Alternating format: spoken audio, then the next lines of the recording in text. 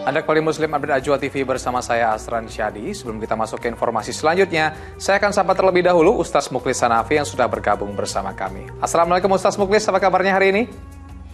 Waalaikumsalam warahmatullahi wabarakatuh. Alhamdulillah baik Mas Asran. Alhamdulillah. Kita langsung mulai saja informasi yang pertama di segmen kedua ini Ustaz. Di Ogan Ilir, Sumatera Selatan, tumpukan sampah menghiasi sepanjang jalan Timbangan. Aroma busuk yang ditimbulkan mulai mengganggu warga.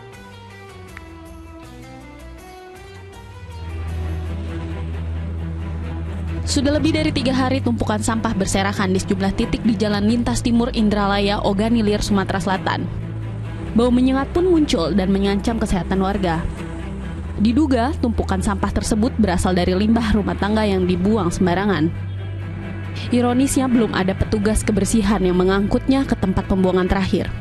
Bahkan di kawasan ini juga tidak tersedia satupun bak sampah. Karena sampah kami ini terbatas. Kadang-kadang memilih yang sebelah sana, baru memilih yang sebelah situ, perintah ke sebelah sini. Nah itu loh. Di samping armadanya kurang. Itu armadanya kurang. Warga berharap sampah-sampah yang menumpuk dapat segera diangkut ke tempat pembuangan akhir. Dedi Irwansyah melaporkan dari Kabupaten Ogan Ilir.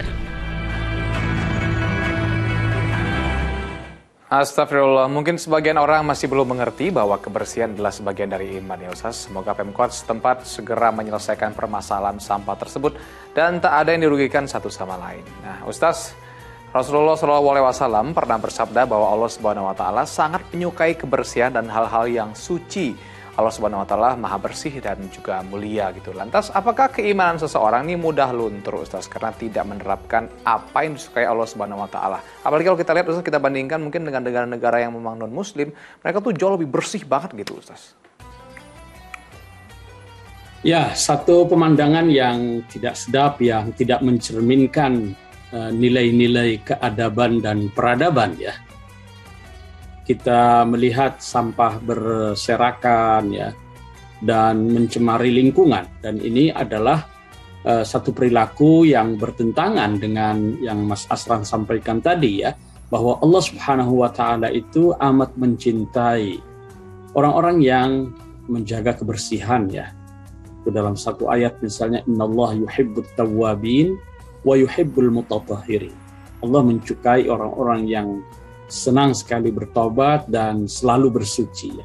Oleh karenanya salah satu syarat utama sahnya sholat seseorang itu kan kita harus bersuci ya, berwudu. Ada dalam kitab-kitab fikih itu selalu diawali dengan kitab Thaharah, bab tentang bersuci. Ini satu bentuk perhatian Islam terhadap kebersihan lingkungan ya, terhadap kesucian. Nah kalau kita lihat seperti tadi, dan kalau itu dilakukan oleh seorang muslim, tentu ini bertentangan ya dengan konsekuensi dari keimanannya itu. Seperti Mas Asran sampaikan tadi, dengan mengutip satu hadis, an-nazafatu minal iman, kebersihan itu sebagian dari iman. Maka di sini apakah keimanan seseorang itu bisa luntur karena ini? Nah kita harus paham terlebih dahulu bahwa yang disebut dengan keimanan dalam konsep Ahlus Sunnah wal Jamaah, di situ ada satu aspek yang namanya amal soleh, amal.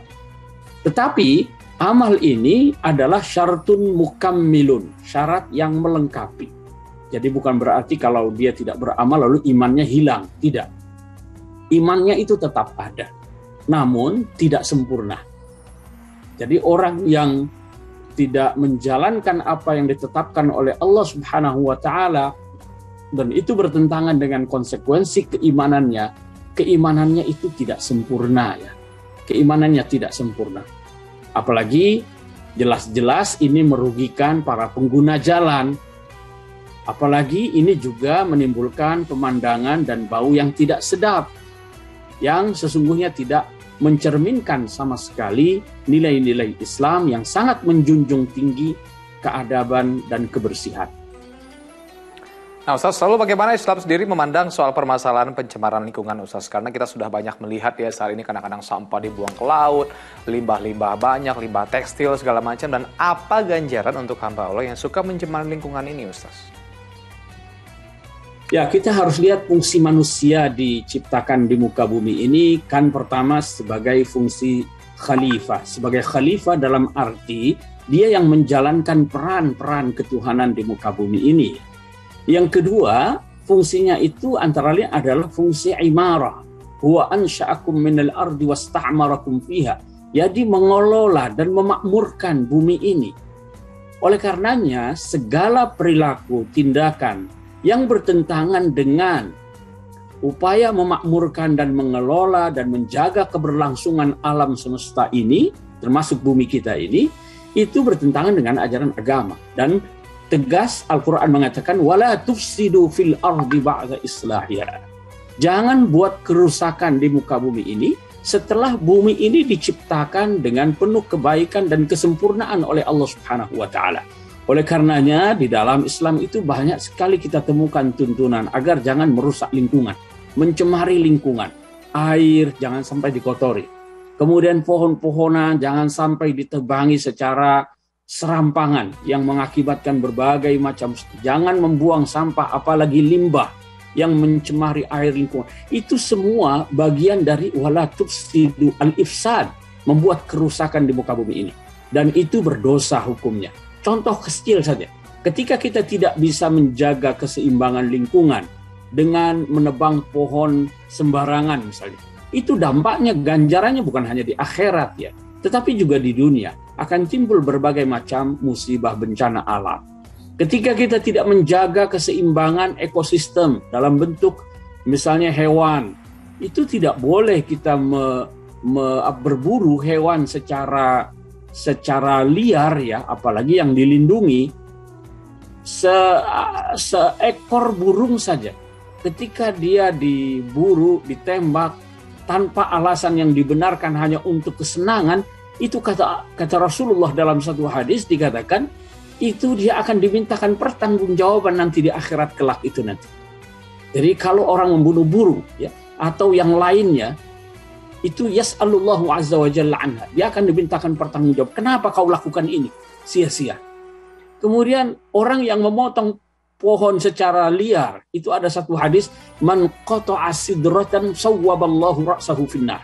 Barang siapa yang menebang pohon, itu ada sidrah dulu namanya. Sidr itu adalah pohon yang sangat teduh, rindang, ada di gurun pasir yang biasa orang pakai berteduh.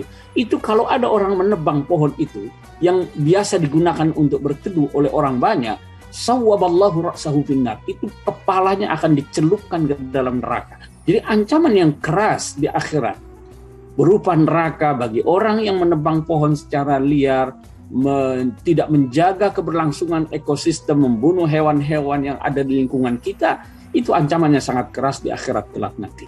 Karena itu bagian dari merusak bumi kita ini yang seharusnya kita jaga keberlangsungannya untuk masa depan anak cucu kita nanti. Jadi semuanya sudah diatur begitu Ustaz ya, bahkan satu pohon pun itu bisa menyebabkan kita masuk neraka karena kita merusak lingkungan dan juga hal-hal tentunya yang bermanfaat untuk warga sekitar begitu Ustaz.